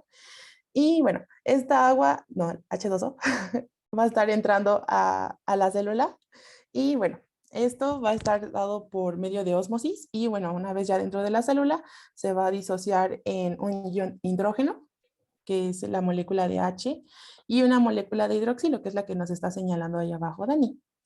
Por otro lado, desde el torrente sanguíneo vamos a tener la entrada de CO2. Esa molécula de CO2 va a estar entrando por medio de difusión facilitada y esto va a estar ocurriendo en el dominio basal de la célula. Una vez que ya tenemos aquí adentro pues la molécula de hidroxilo y la molécula de CO2, estos se van a formar, se van a unir y bueno, al juntarse nos van a dar una molécula de bicarbonato, que es esa que nos está señalando. Esto es lo que les mencionaba, va a ser por medio de la anhidrasa carbónica. Esta es la que nos va a estar ayudando a que obtengamos la molécula de bicarbonato. ¿Por qué es importante este bicarbonato? Bueno, aparte de que nos va a ayudar en la parte de la protección de la mucosa, bueno, sí, en la protección del estómago, vamos a tener que va a salir por medio de ese canal antiportador de aniones que tenemos ahí, va a salir al torrente sanguíneo y vamos a tener la entrada a su vez de cloro al interior de la célula. Así es. Vamos a dejar este cloro momentáneamente aquí y nos vamos a ir al lado lateral de la célula, que es lo que nos mencionaba también el doctor. Del lado derecho vamos a tener la sodio-potasio ATPasa. Esa, gracias. Y bueno, esta sodio-potasio ATPasa lo que nos va a dar es que va a permitir la entrada de potasio desde el espacio extracelular, pero también nos va a permitir la salida de sodio, ¿vale? Este potasio que ya entró a la célula va a pasar por medio de un canal uniportador de potasio, ese, gracias, y posteriormente va a volver a entrar por medio de la hidrógeno potasio ATPasa. Aquí básicamente creo que lo que nos está haciendo es que nos está ayudando a que el hidrógeno pasa hacia la luz y básicamente va a volver a salir y bueno, otra vez va a salir al exterior de la célula por el canal uniportador de potasio. ¿Vale? Ok, ya que tenemos que este potasio nos ayudó, vamos a tener que esta salida de potasio es importante porque si no, pues no va a permitir que la ATPasa nos dé la salida de hidrógeno a la luz. Entonces es importante para la formación de ácido clorhídrico. Bueno, tenemos el cloruro que ya había entrado a la célula desde el torrente sanguíneo, que es el que está ahí abajito. Va a pasar hacia la luz por medio de un canal uniportador de cloro y pues con la acción del hidrógeno nos va a estar formando ya el ácido clorhídrico.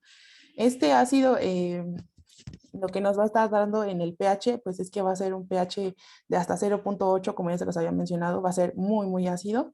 Y algo que se me pasó a mencionarles es que debido a que el bicarbonato va a estar dejando el estómago, bueno, la sangre que va a estar dejando el estómago, sí, va a tener un pH elevado cuando tiene la digestión, pero va a estar un poco bajo cuando está vacío. Y bueno, esta sangre de pH elevado se le va a conocer como la alcalina y pues obviamente nos va a servir como regulador del pH del estómago.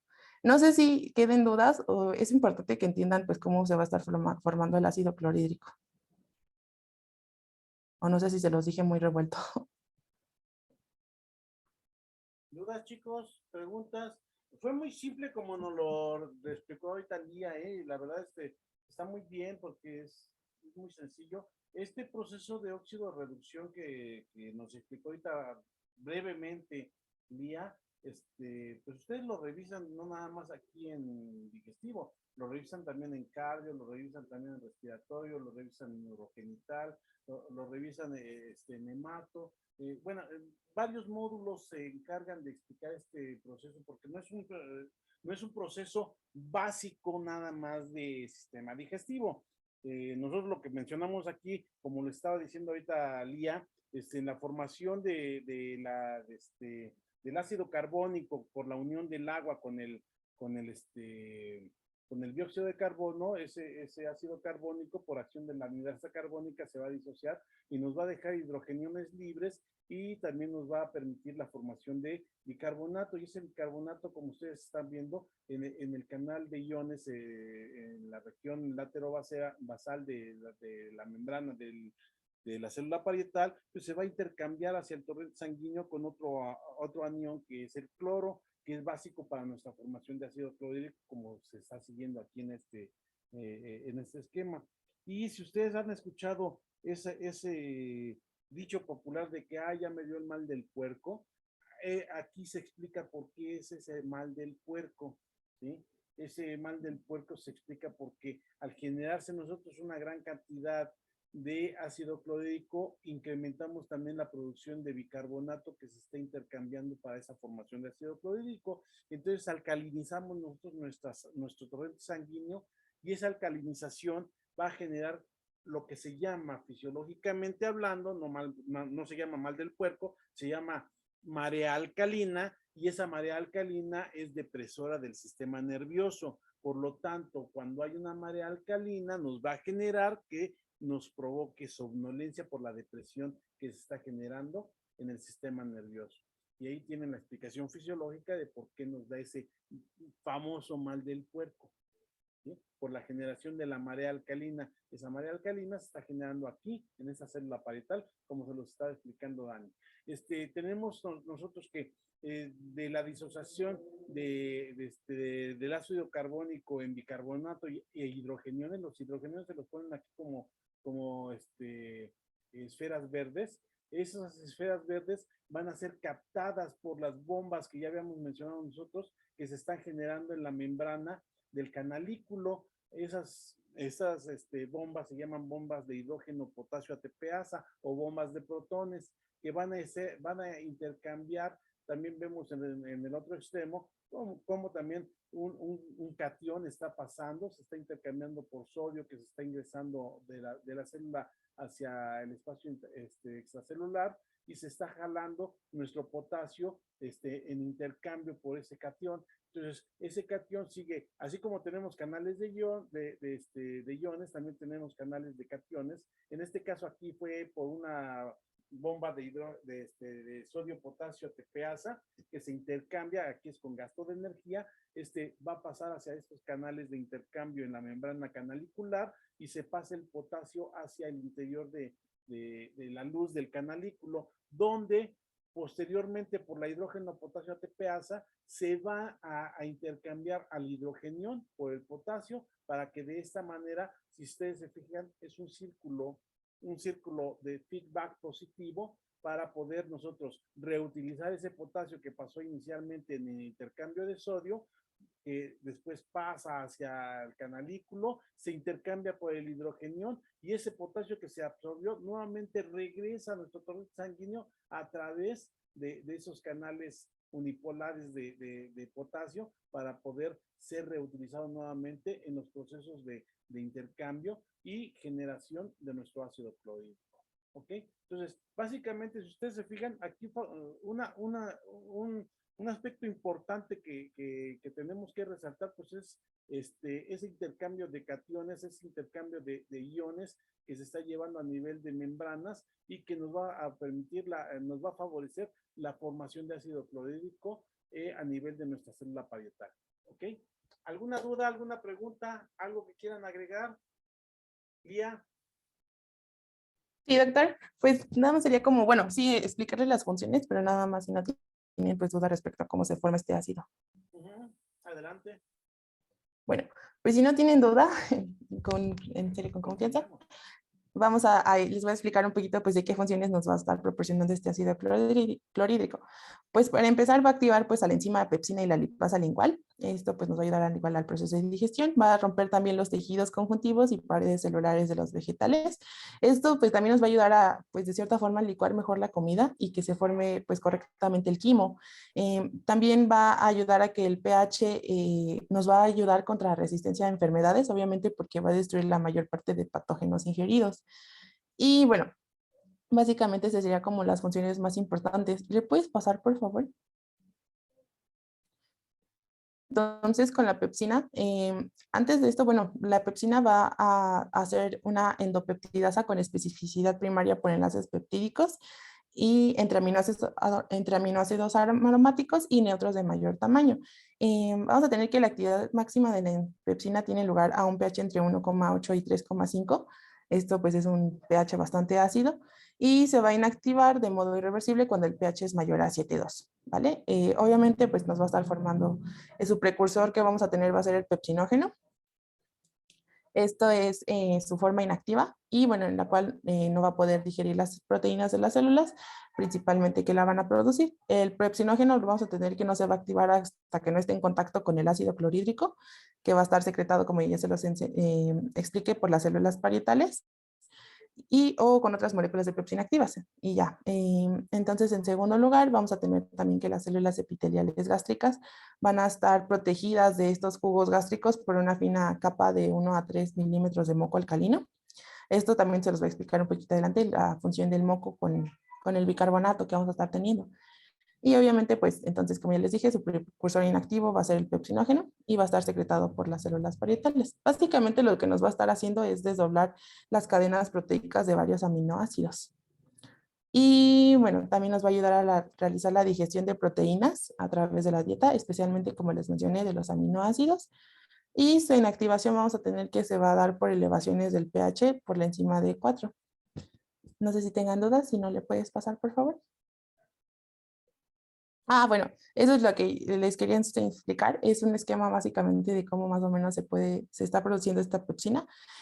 Por parte de la célula principal, vamos a tener que se va a estar dando el pepsinógeno, que es la función, la parte inactiva.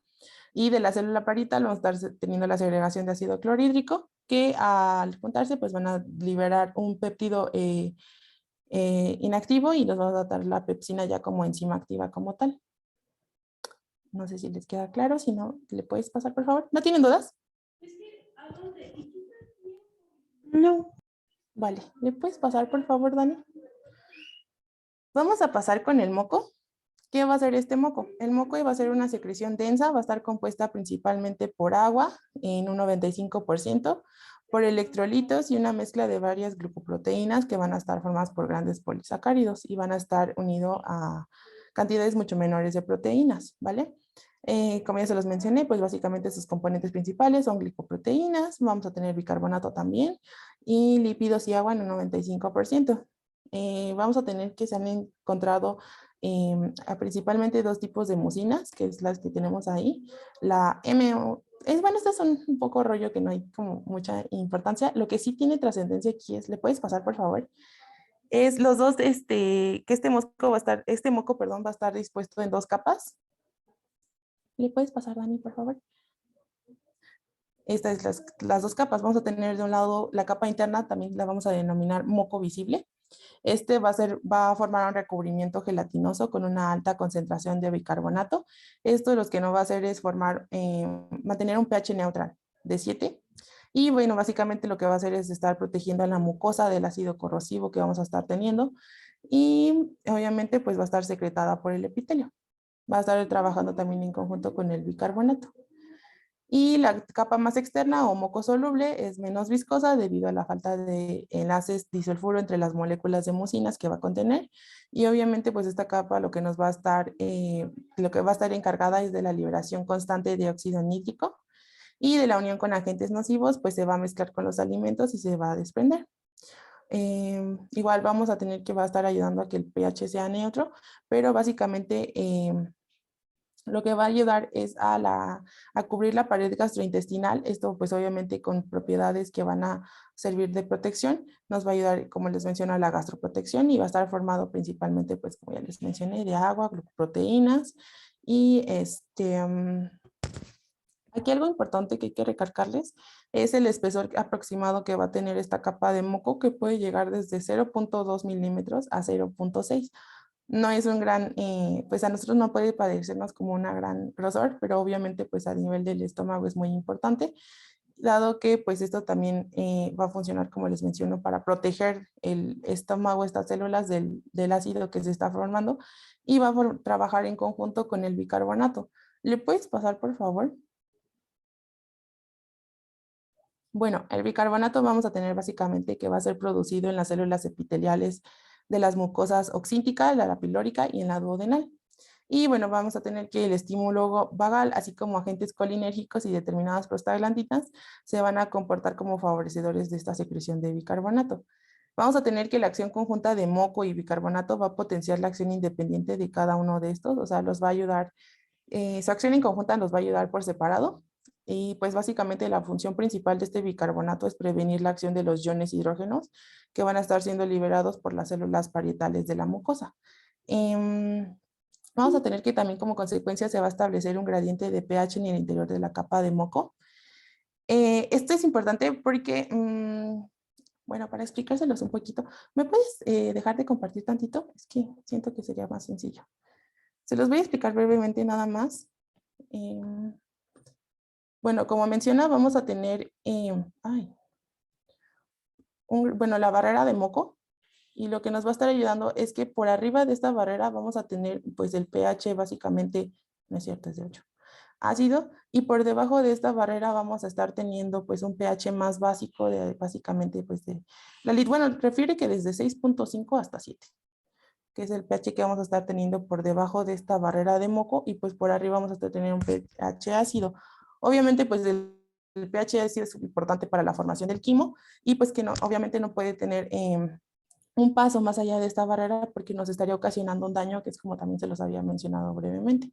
Ahora sí, Dani, ¿puedes seguir compartiendo? No sé si que les quedó claro un poquito esta parte de la barrera de moco.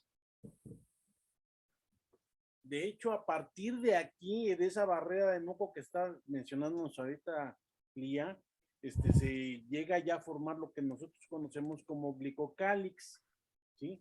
Que ese glicocálix está constituido principalmente por agua, por el moco, por las enzimas, que son donde van a actuar para desdoblar a los nutrimentos a sus expresiones más pequeñas y poder llevar a cabo y favorecer con este glicocálix el proceso de absorción de los nutrimentos. ¿Sí? ¿Qué más, Lía? Bueno, ¿te puedes pasar, por favor?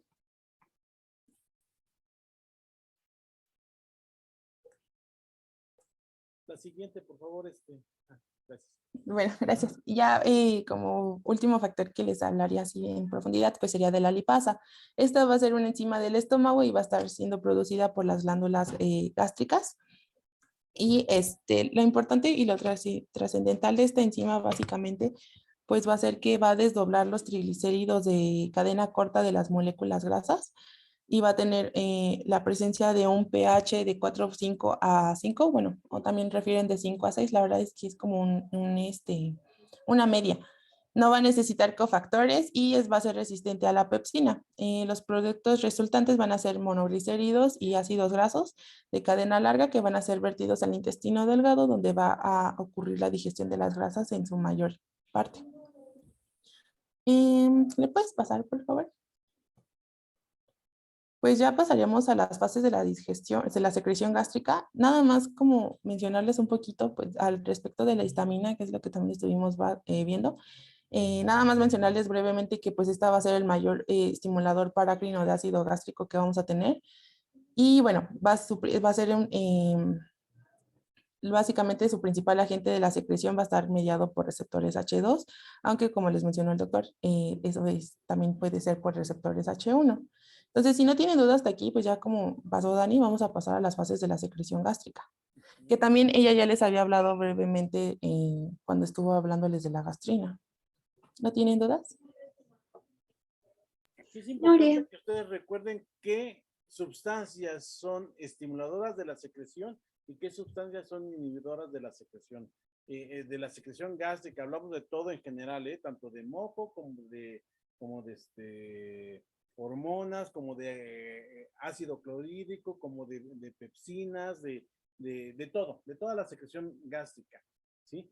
Y muy importantemente mencionar aquí que dentro de esas funciones que inhiben está una que es medio contradictoria, que son los AINES, ¿sí? La aspirina, el naproxen, el diclofenaco, el paracetamol, bueno, todos los AINES en mayor o menor proporción tienen una estimulación controversial, porque por un lado irritan la mucosa gástrica estimulando la liberación de histamina y con esto favorecen que se incremente la estimulación de formación de ácido clorhídrico, pero por otro lado, estos AINES bloquean la producción de prostaglandinas. Al bloquear la producción de prostaglandinas, sobre todo las PGE2, estas prostaglandinas se encargan de la estimulación a nivel gástrico, de la formación de moco y sobre todo de ese moco adherente del que nos estaba hablando hace un momento Lía,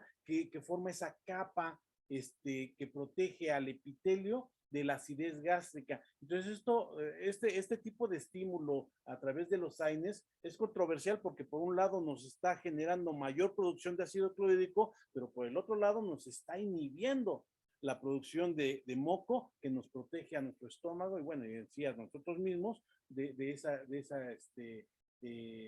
agresión del ácido clorhídrico. De ahí que tengamos nosotros que esos pacientes que consumen AINES, la mayoría de las veces les tenemos que estar protegiendo su estómago con la administración de un antisecretor gástrico como es el omeprazol, como era antes la ranitidina, o le tenemos que estar dando antiácidos como es el gel de hidróxido de aluminio magnesio, ¿sí? O mucoprotectores como son las sales de bismuto o como es el sucralfato, ¿sí? Que son mucoprotectores. Entonces tenemos que ver nosotros las características de nuestro paciente para poder de esa manera nosotros tomar la decisión de qué fármacos vamos a utilizar con ellos. Entonces aquí lo que sí quería hacer énfasis es en que tomen en consideración todos esos factores que estimulan la producción de jugo, que estimulan la producción de enzimas, que estimulan la producción de moco, ¿sí? Y que hay factores que también inhiben reversiblemente estas estimulaciones y hacer hincapié nuevamente en los AINES que tienen ese efecto contradictorio de que por un lado estimulan y por el otro lado nos están inhibiendo. ¿Ok? No sé, algo más, Ria. Nos queda muy poquito tiempo para terminar. Ay, eso sí, falta pues un poquito bastante, pero bueno, me voy a dar un poco de prisa. Entonces vamos a comenzar con la fase de la secreción gástrica. Vamos a tener que la regulación de la función gástrica va a estar dada por el sistema nervioso y el sistema endocrino. Estos pues obviamente van a colaborar para aumentar la secreción y la motilidad gástrica cuando se va a ingerir la comida y pues para suprimir la medida en que el estómago se vacía. Vamos a tener tres etapas, la fase cefálica, la fase gástrica y la fase intestinal, que nos van a indicar básicamente si el estómago se va a controlar por el encéfalo en la fase cefálica, por sí mismo en la fase gástrica o por el intestino en la fase intestinal. Y bueno, estas fases vamos a tener que se pueden superponer, es decir, que se pueden presentar al mismo tiempo, pero la principal y la que va a estar actuando primeramente va a ser la fase cefálica, de las cuales voy a empezar a hablar. Esta se va a dar aun cuando no se va a ingerir el alimento, como se los mencionó Dani. Esta va a estar dado por el control neurológico y va a iniciar en la corteza cerebral.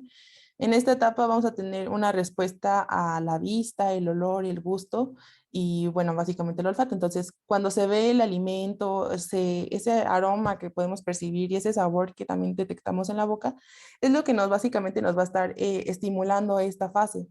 Toda esta información que vamos a tener que recibiendo sensitiva, lo que va a hacer va a converger en el hipotálamo, que va a retransmitir estas señales al bulbo raquídeo. Estas fibras nerviosas vagas de la médula van a estar estimulando el sistema nervioso entérico del estómago, que a su vez lo que nos va a hacer va a estimular la secreción de gastrina. Sí, bueno, la secreción gástrica. Y los impulsos que van a nacer en esta corteza cerebral, lo que van a hacer es que cuando llegan al estómago van a aumentar la producción de pepsina, de ácido clorhídrico y de moco hasta que básicamente se alcance en una secreción de hasta aproximadamente 500 mililitros por hora. De ahí pasaríamos ya a la fase gástrica, que va a ser este periodo en que el alimento deglutido y la proteína semidigerida van a desencadenar esta actividad del estómago. Vamos a tener que casi 2/3 partes de la secreción gástrica van a ocurrir durante esta fase. Y básicamente lo que vamos a tener es que los alimentos ingeridos van a estimular la actividad de dos maneras. Primeramente vamos a tener que van a extender el estómago y en segunda lo que van a hacer es elevar el pH de este contenido. Este estiramiento lo que nos va a hacer es activar a su vez dos reflejos. Vamos a tener uno corto que va a estar siendo mediado básicamente por el plexo nervioso mientérico, que ya les habló brevemente Dani de eso, y uno largo que va a ser mediado por los conductos de los nervios vagos y el tallo del encéfalo. Esta secreción gástrica básicamente lo que va a estar mediado por tres sustancias químicas, como básicamente ya, eso, bueno, ya les hablé poquito, pero les voy a explicar un poquito más, que son los que van a estar haciendo efecto en los tres receptores. Para el receptor nervioso tenemos la acetilcolina, que va a ser secretada mediante las fibras nerviosas parasimpáticas de las rutas de reflejo cortas y largas. En el receptor histamínico, obviamente, pues la histamina, que va a ser secretada, va a tener una secreción paracrina de las células enteroendocrinas en las glándulas gástricas. Y ya como último vamos a tener la gastrina, que va a ser una hormona producida por las células enteroendocrinas de las glándulas pilóricas, que ya les hablo más al respecto, Dani. Estas tres sustancias van a estar estimulando las células parietales, obviamente pues para que se secrete el ácido clorhídrico, que es el que ya les mencioné, y el factor intrínseco. Básicamente, las células principales que van a secretar al pepsinógeno va a ser en respuesta a esta gastrina y en especial pues también a la acetilcolina, que también va a estar estimulando la secreción de la mucosa. Vamos a tener que a medida que la digestión se va a continuar y los péptidos se van a ir vaciando en el estómago, el pH va a tener una disminución. Cuando este pH va a llegar por debajo de 2, el ácido estomacal va a inhibir a las células parietales y las células G. Esto se va a dar obviamente como un ciclo de retroalimentación negativo que va a desencadenar la fase gástrica a medida que decline esta necesidad de pepsina y de ácido clorhídrico. En esta fase, pues el control de la secreción es por tanto humoral y la distensión de la región del antro por los alimentos va a hacer que las células antrales pues nos van a liberar gastrina a esta circulación sanguínea. Y obviamente pues como consecuencia que vamos a tener que las células van a aumentar su secreción y obviamente especialmente las células parietales van a aumentar la liberación de este ácido clorhídrico. Y ya pues como última instancia vamos a pasar a la fase intestinal. En esta, básicamente, esta etapa lo que nos va a hacer en que el duodeno va a responder a la llegada del quimo y va a moderar la actividad gástrica a través de hormonas y reflejos nerviosos. Al principio vamos a tener que el duodeno va a mejorar la secreción gástrica, pero vamos a darnos cuenta que pronto va a estar inhibiendo esto. El estiramiento del duodeno básicamente nos va a acentuar los reflejos vago-vagales que van a estar estimulando al estómago y los péptidos y aminoácidos en el quimo van a estimular a las células G del duodeno para que éstas secreten más gastrina y esto pues obviamente nos va a estimular más al estómago. Pronto vamos a tener que el ácido y las grasas semidigeridas en el duodeno van a estar activando este reflejo enterogástrico y obviamente pues lo que va a hacer el duodeno va a enviar señales inhibitorias al estómago por la vía del sistema nervioso entérico y va a enviar también señales al bulbo raquídeo que en primera instancia pues va a inhibir a los núcleos vagos con los que se va a reducir obviamente esta estimulación vagal del estómago y también va a estar va a estimular a las neuronas simpáticas que nos están enviando señales inhibidoras al estómago. Vamos a tener también que otro factor inhibidor va a ser va a ser el quimo. Este va a estar estimulando a células enteroendocrinas duodenales para que pues liberen secretina y colicistecinina. Esta va a estimular de manera primaria al páncreas y a la vesícula biliar. Esto obviamente pues nos va a dar cierto soporte a la secreción gástrica y nos va a dar un poco de movilidad también, perdón. El efecto que va a producir la gastrina se va a declinar de manera que el esfínter pilórico, que les voy a hablar un poco más adelante de este esfínter, que es muy importante, tienen que saberlo también. Este esfínter pilórico se va a contraer demasiado para que obviamente se limite la admisión de más quimo en el duodeno y así esto con la intención de que le dé tiempo para trabajar en este quimo que ya recibió antes de que pase más. Esto es un factor importante que también obviamente pues les voy a hablar más. Vamos a tener que básicamente esta secreción gástrica va a ser inhibida principalmente por 3 factores. En primero vamos a tener la desaparición de los estímulos de las fases cefálicas, es decir, ya no vamos a apetecer el alimento. Cuando estos estímulos pues obviamente van a desaparecer.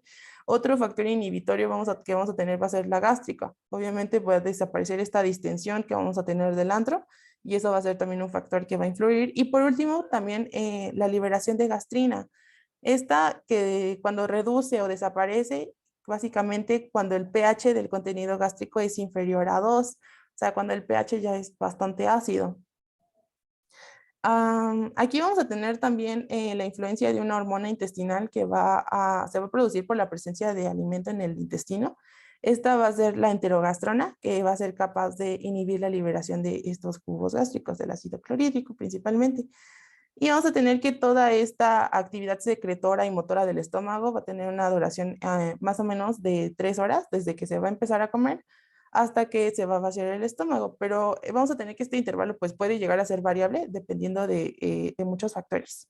¿Le puedes pasar, por favor? Yo sé que este esquema se ve como muy complejo, pero les puse otros 2. Sí, ¿le puedes pasar, por favor? Que vamos a tener como un poquito más sencillos. Como les mencioné, pues vamos a tener la fase cefálica, que va a estar dada pues por la vista, el sabor, el olor, el pensamiento que vamos a tener de estos alimentos. En segunda instancia, la fase gástrica, que va a estar dada por la distensión antral y el pH del contenido proteico.